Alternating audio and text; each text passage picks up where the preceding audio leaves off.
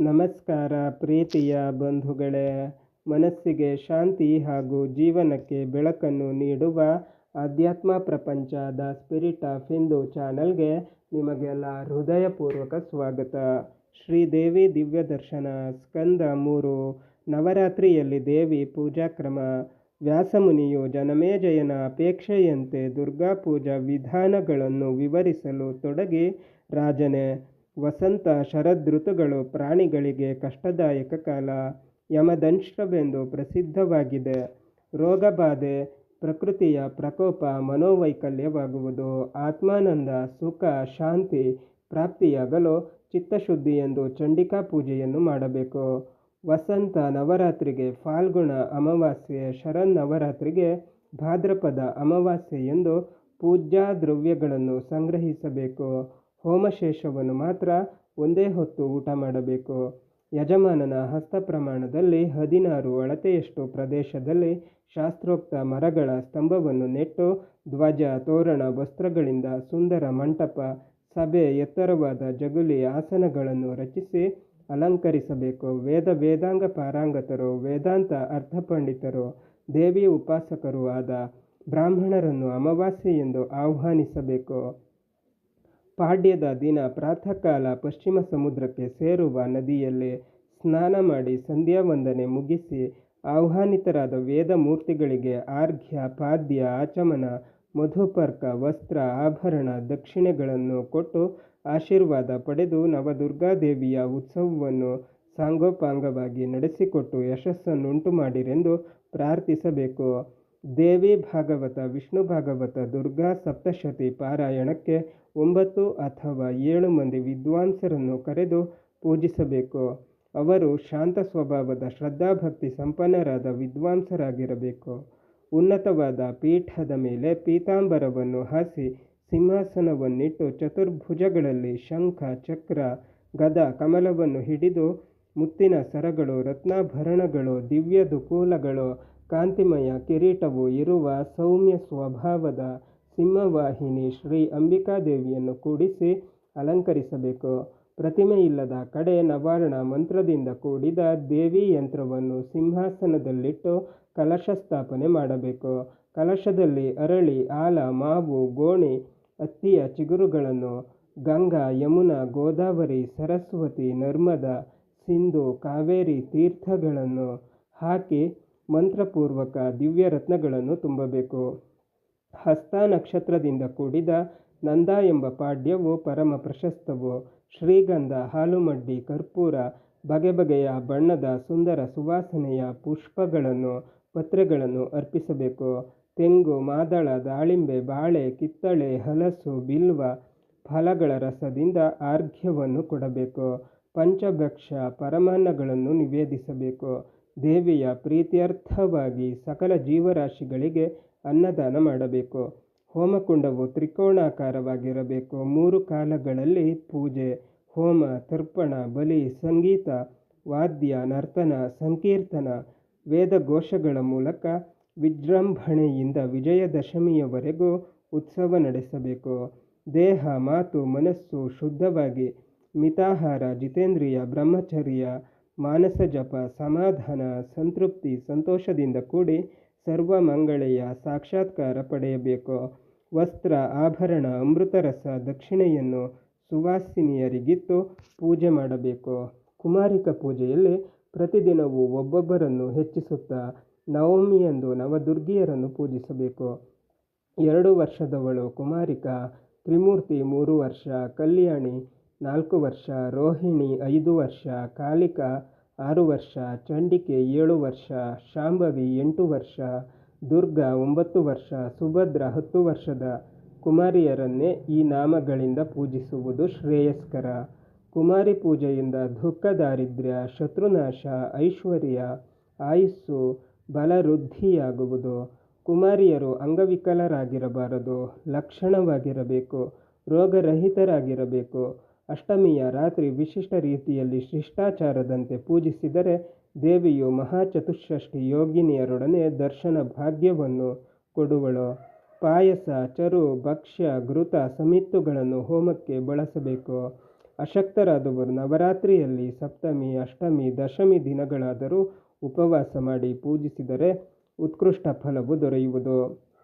ಜ್ಞಾನದಂ ಮೋಕ್ಷದಂ ಚೈವ ಸುಖ ಸಂತಾನವರ್ಧನಂ ಶತ್ರುನಾಶಕರಂ ಕಾಮಂ ನವರಾತ್ರ ವ್ರತಂ ಸದಾ. ಈ ನವರಾತ್ರ ವ್ರತವು ಭಕ್ತರ ಇಷ್ಟಾರ್ಥಗಳನ್ನು ಪೂರ್ಣ ಮಾಡುವುದು. ಜ್ಞಾನ ಮೋಕ್ಷಪ್ರದಾಯಕವು. ಯಾಂ ವಿಷ್ಣುರಿಂದ್ರೋ ಹರಪದ್ಮಜ ತಥಾ ವಹಿನಿ ಕುಬೇರೋ ವರುಣೋ ದಿವಾಕರ ಧ್ಯಾಯಂತಿ ಸರ್ವಾರ್ಥ ಸಮಾಪ್ತಿ ನಂದಿತ ತಾಂ ಕಿಂ ಮನುಷ್ಯಾನ ಭಜಂತಿ ಚಂಡಿಕಾಂ. ತ್ರಿಮೂರ್ತಿಗಳು ಇಂದ್ರಾದಿ ದೇವತೆಗಳು ಭುವನೇಶ್ವರಿಯನ್ನು ಆರಾಧಿಸಿ ಆನಂದದಿಂದ ಧ್ಯಾನಿಸಿ ಅಪಾರ ಶಕ್ತಿ, ಐಶ್ವರ್ಯ, ಶೌರ್ಯ, ಜಯಗಳನ್ನು ಪಡೆದರೆಂದ ಮೇಲೆ ಮಾನವರು ಮಹಿಷಮರ್ದಿನಿಯನ್ನು ಪೂಜಿಸಿ ಕೃತಾರ್ಥರಾಗುವುದಿಲ್ಲವೇ? ಶ್ರೀರಾಮನು ಶ್ರೀ ಭುವನೇಶ್ವರಿ ದೇವಿಯನ್ನು ಪೂಜಿಸಿ ಧ್ಯಾನಿಸಿ ವ್ರತವನ್ನು ಆಚರಿಸಿದ ಫಲವಾಗಿ ಸಾಗರಕ್ಕೆ ಸೇತುವೆಯನ್ನು ನಿರ್ಮಿಸಲು, ಸೀತೆಯನ್ನು ಮತ್ತೆ ಪಡೆಯಲು ಸಮರ್ಥನಾದನು. ಆದಿಶಕ್ತಿಯ ಮಂತ್ರವನ್ನು ಅನುಷ್ಠಾನ ಮಾಡಿದವರು 9 ವರ್ಷಗಳಲ್ಲಿ ಆ ಮಹೇಶ್ವರಿಯ ಸಾಕ್ಷಾತ್ಕಾರ ಪಡೆಯುವರು. ಹಿಂದೆ ಇಂದ್ರನು ವೃತ್ರಾಸುರನನ್ನು ಸಂಹರಿಸಲು, ಈಶ್ವರನು ತ್ರಿಪುರಾಸುರನನ್ನು ಸಂಹರಿಸಲು ಈ ನವರಾತ್ರಿ ಉತ್ಸವ ವ್ರತಗಳನ್ನು ಮಾಡಿದರು.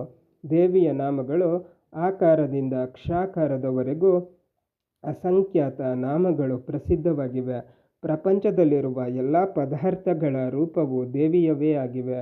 ವಾಕ್ಕು ಅರ್ಥವು ಅಭಿನ್ನವಾಗಿರುವಂತೆ, ಸ್ವರ ವ್ಯಂಜನಗಳು ಅಕ್ಷರದಲ್ಲಿ ಅಭಿನ್ನವಾಗಿರುವಂತೆ ಶ್ರೀಮಾತೆಯು ಅದ್ವಿತೀಯಳಾಗಿರುವಳು. ಶ್ರೀ ಬ್ರಹ್ಮರೂಪಿಣಿಯಾದ ಪರಾಶಕ್ತಿಯ ದಿವ್ಯ ಚರಿತ್ರೆಯನ್ನು ಭಕ್ತಿಭಾವದಿಂದ ಓದುವ ಕೇಳುವ ಸಾಧು ಪುರುಷರು ಪರಮಾನಂದವನ್ನು ಪರಮಗತಿಯನ್ನು ಪಡೆಯುವರು ಎಂದು ವ್ಯಾಸಮುನಿಯು ತಿಳಿಸಲು ಸರ್ವರು ಸಂತೋಷಪಟ್ಟರು. ಜನಮೇಜಯನು ವ್ಯಾಸಮುನಿಯನ್ನು ಕುರಿತು, ಶ್ರೀರಾಮನು ರಾಜ್ಯವನ್ನು ಮಡದಿಯನ್ನು ಮರಳಿ ಪಡೆಯಲು ಅವನು ದೇವಿ ನವರಾತ್ರಿ ಉತ್ಸವವನ್ನು ಆಚರಿಸಿದನೆಂದು ಹೇಳಿದೆ. ದಯಮಾಡಿ ದಯಾಸಾಗರ ರಾಮನ ಚರಿತ್ರೆಯನ್ನು ವಿವರಿಸು ಎಂದನು. ವ್ಯಾಸನು ಹೇಳಿದನು, ಸೂರ್ಯವಂಶ ರಾಜರಲ್ಲಿ ಶ್ರೀರಾಮನು ಸುಪ್ರಸಿದ್ಧನು. ಯಜ್ಞೇಶ್ವರನಿತ್ತ ಪಾಯಸವನ್ನು ದಶರಥನು ಮಡದಿಯರಿಗೆ ಹಂಚಲು ಕೌಸಲ್ಯಗೆ ವಿಷ್ಣುವು ಪುತ್ರನಾದನು. ಲಕ್ಷ್ಮಣ ಶತ್ರುಘ್ನರು ಸುಮಿತ್ರೆಯ ಮಕ್ಕಳಾದರು. ಕೈಕೇಯಿಯ ಮಗ ಭರತ ಬುದ್ಧಿವಂತನಾಗಿ ಬೆಳೆದು ಪ್ರಜೆಗಳ ಪ್ರೀತಿಗೆ ಪಾತ್ರನಾದ ಶ್ರೀರಾಮನಿಗೆ ರಾಜ್ಯಾಭಿಷೇಕ ಮಾಡಬೇಕೆಂದು ದಶರಥನು ಮನಸ್ಸು ಮಾಡಿದರೆ ದೇವಿಯ ಇಚ್ಛೆ ಬೇರೆಯಾಗಿದ್ದಿತು. ಮಂಥರೆಯ ಮಾತಿನ ಮೋಡಿಗೆ ಒಳಗಾದ ಕೈಕೆ ಶ್ರೀರಾಮನನ್ನು ಕಾಡಿಗೆ ಅಟ್ಟಿದಳು. ಸೀತಾ ಸೌಮಿತ್ರಿ ಸಮೇತ ಸರಯೂ ನದಿಯನ್ನು ದಾಟಿ ದಂಡಕಾರಣ್ಯವನ್ನು ಪ್ರವೇಶಿಸಿ ಶ್ರೀರಾಮನು ಋಷಿಮುನಿಗಳ ಯಜ್ಞ ಸಂರಕ್ಷಣೆ ಮಾಡಿದನು. ರಾಕ್ಷಸರ ಮರಣಕ್ಕೆ ರಾಮನು ಕಾರಣನೆಂದು ಕುಪಿತನಾದ ರಾವಣನು ಸಮಯ ಕಾದು ಸನ್ಯಾಸಿಯಾಗಿ ಬಂದು ಸಾಧ್ವಿ ಸೀತೆಯನ್ನು ಲಂಕೆಗೆ ಹೊತ್ತುಕೊಂಡು ಹೋದನು. ಆಗ ಸೀತಾದೇವಿಯು ದುಷ್ಟ ರಾವಣ ವೇದಾಧ್ಯಯನ ಸಂಪನ್ನನಾಗಿ ಪರಸ್ತ್ರೀ ವ್ಯಾಮೋಹವನ್ನು ಹೊಂದಬಹುದೇ? ಅಯ್ಯೋ ವಿಧಿಯೇ, ನನ್ನ ಪತಿಯಾದ ಶ್ರೀರಾಮನು ನಿನ್ನನ್ನು ಸಂಹರಿಸುವುದರಲ್ಲಿ ಸಂಶಯವಿಲ್ಲ. ಶ್ರೀರಾಮನು ಶ್ರೀದೇವಿ ಉಪಾಸಕನು, ಮಹಾತಪಸ್ವಿಯು, ಧರ್ಮಾತ್ಮನು, ಆಪದ್ ಬಾಂಧವನು, ಎಲ್ಲ ದುಷ್ಟಶತ್ರುಗಳನ್ನು ಒಂದೇ ಬಾಣದಿಂದ ನಾಶ ಮಾಡಬಲ್ಲವನು. ನನ್ನನ್ನು ಮುಟ್ಟದಿರು, ನಾನು ಸತ್ವಗುಣ ಸಂಪನ್ನಳು, ಶ್ರೀಶಕ್ತಿ ಸ್ವರೂಪಿಣಿಯು, ಅಯೋನಿಜೆಯು. ಅಯೋಗ್ಯನಾದ ನಿನ್ನ ನಾಶಕ್ಕಾಗಿಯೇ ಈಗ ಜನ್ಮವೆತ್ತು ಬಂದಿರುವೆನು ಎಂದು ಎಚ್ಚರಿಕೆ ನೀಡಿದಳು. ಶ್ರೀರಾಮನು ಸೀತಾ ವಿರಹದಿಂದ ಕಣ್ಣೀರು ಸುರಿಸುತ್ತಾ ಕಾಡಿನಲ್ಲಿ ಅಲೆಯುತ್ತಾ ಕಿಷ್ಕಿಂಧೆಗೆ ಬಂದನು. ಅಲ್ಲಿ ಲಕ್ಷ್ಮಣನ ಮೃದು ಮಧುರವಾದ ಮಾತುಗಳಿಂದ ಸ್ವಲ್ಪ ಸಮಾಧಾನವಾಯಿತು.